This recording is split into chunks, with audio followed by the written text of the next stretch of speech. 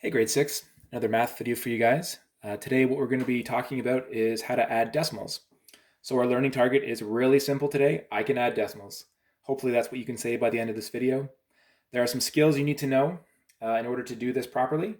For this stuff today, you need to be able to use base 10 models. You need to be able to do some regrouping. You need to be able to add fractions with common denominators. You need to understand decimal place value. You need to be able to translate between fractions with denominators of 10, 100, or 1,000, and then show the decimal relationship. And then lastly, you need to be able to add multi-digit whole numbers. And so those are the skills that you're going to need to already possess for us to do the stuff today.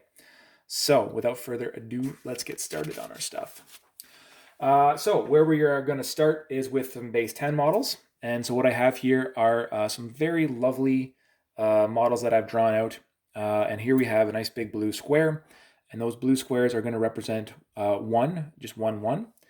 One of these purple rods is going to represent 1/10. And then it's a little bit hard to see, but there's a green square there, and that's going to represent 1/100th. And so down here, what we're going to be saying is that one of these blue squares is equal to 10 of these purple rods, and that one of these purple rods is going to be equal to 10 of these little green squares. So 1/1 is the same thing as 10/10ths, and then 1/10th is the same over here as 10/100ths. So just that's the place where we're going to start today. And so moving on from the base 10 models is actually using some base 10 models. And so we're going to get into our next topic, which is regrouping, and we're going to be regrouping using the models here. So what I have here is I have two blue squares, and then I have a number of 10th rods. And so for this picture, what I have is I have two ones, and then over here I have 1, 2, 3, 4, 5, 6, 7, 8, 9, 10, 11, and 12 tenths. And what I'd like to do is regroup these so that both of the numbers here end up being only one digit. And so what I can do is actually, because we said on the last piece of paper that 10 of these equals one whole, I can start counting out, let's see, 1, 2, 3, 4, 5, 6, 7, 8, 9, and then 10 of them. So what I'm going to do is I just put a box around, or a red box around 10 of these rods, and say that that's 10/10, and that's going to equal one whole. And so what I'm going to be able to do is on this drawing here is do the regrouping. So I'm going to end up with my original, and I'm not going to color that because it's going to take too long, but my original 2, we'll just imagine that they're colored blue.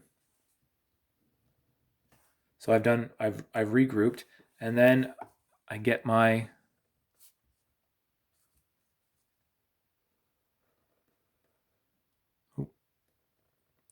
real close. So I have my three ones here, so I'll write that as my regrouped.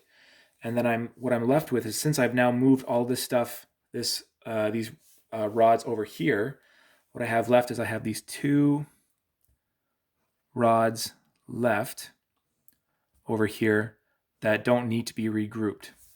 Okay, so I have 2/10ths left.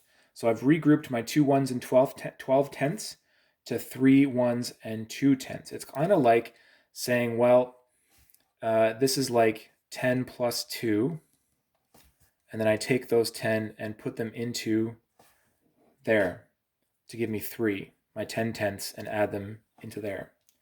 So let's move on to the next part of regrouping, which is just regrouping numerically.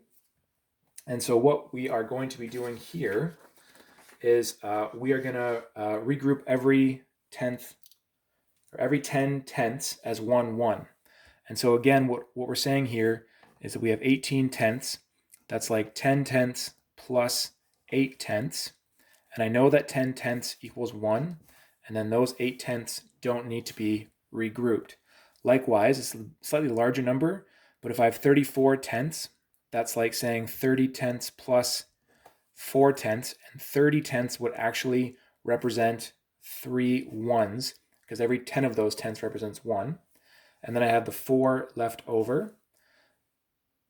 So then that 34 tenths would regroup as 3 ones and 4 tenths. The next thing that I'm going to be doing here is I'm going to regroup so that each place value here has only one digit like we did last time. And so we see that it's 5 ones and 17 tenths. And what I'm going to basically do is take that 1 and I'm going to bring it over here and say, well, that's like saying 5 and then add that other 1. So that gives us 6.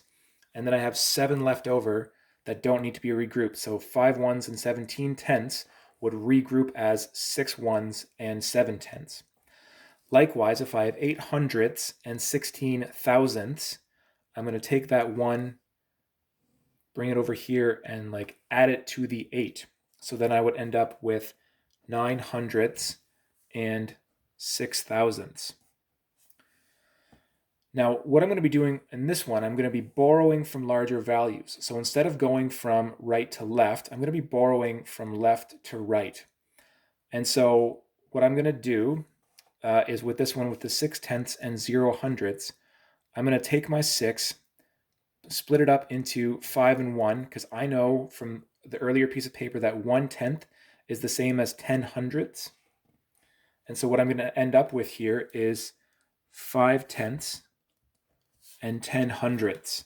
So it's like borrowing, like if I was going to do decimal subtraction, which will be the next thing that we talk about, I would need to be able to make sure I have enough to do subtraction. Likewise here, I'm going to split the 3 up into 2 and 1, and then that 1 is going to get borrowed over here. So that's going to turn from 1 tenth into 10 hundredths. So that's like 10 hundredths, thousandths here. 10 thousandths plus 3 thousandths. So I'm left with 2 hundredths and then 13 thousandths. So that's numerically regrouping tenths into, splitting stuff up or borrowing or regrouping. Okay, so then let's move on to our next topic, which has to do with fraction adding. And then what we're going to try to figure out here, notice, is the relationship between fraction addition and decimal addition.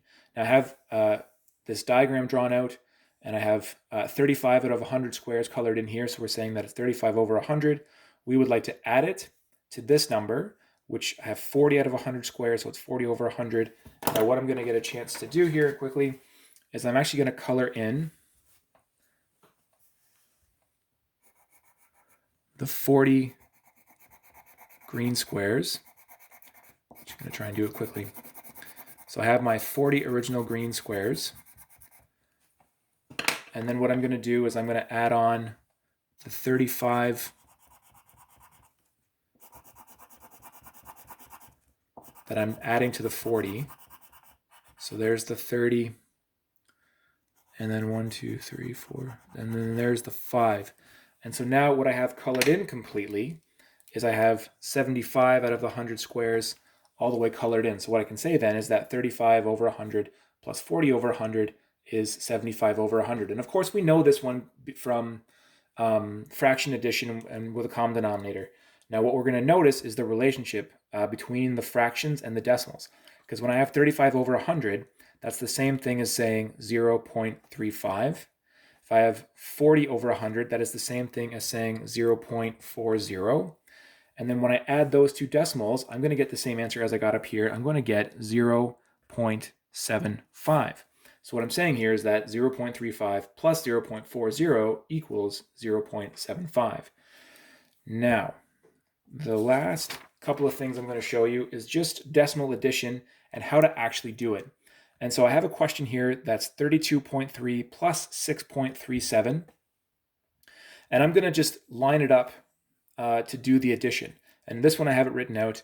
But the key point that I want to notice when I'm adding or subtracting decimals is I have to always line up the decimal points in the numbers. So I've written out 32.3 and I've kind of given each box a place. So this is my tens, ones, this is for my decimal place, or my decimal point. Then I have tenths and hundredths. Now you'll notice that there's no number over top of the 7. And that's okay, you can leave it blank, or if you'd like, you can just add in a 0 here, because we said in a previous video that like 0.3 and 0.30 are the same number. They represent the same thing. So if I'm going to do my addition here, I would have nothing or 0 plus 7, which gives me 7. 3 and 3 is 6. I'm going to carry the decimal place down. Then I have 2 plus 6, which is 8, and then just carry down my 3. And so I can say then that 32.3 plus 6.37 equals 38.67. And then another quick example here. Again, I'm going to leave this blank. I'm just going to carry the 7 down. 3 plus 8 is 11. And now what I'm going to need to do is carry that 1. And then so I would have 1 plus 0 plus 5, which is 6 after I carry the decimal place down, and then the 3. So my answer would end up being 36.17. So I'm going to give us a little bit extra practice with the carrying and with the regrouping. Okay, so here I have 0.8 plus 0.59. And again, I'm going to leave the 9, the space above the 9 blank. I'm just going to carry down the 9. And then I have 8 plus 5, which is 13. So the 1's going to go up here. The 3 will go here. Carry the decimal place down. And then 1 plus 0 is just going to give us 1. And then you'll notice here that I have 3 numbers, 0.16 plus 0.53 plus 2.25. It's the same way, just putting them all up on top of each other, line up all the decimal places, and then this would be 6 plus 3 is 9 plus 5 is 14. So again, I'm carrying, I'm doing some regrouping. I have 1 plus 1 is 2, plus 5 is 7, plus 2 is 9. And I'm going to carry the decimal down, and then 0 plus 2 just gives me 2.94.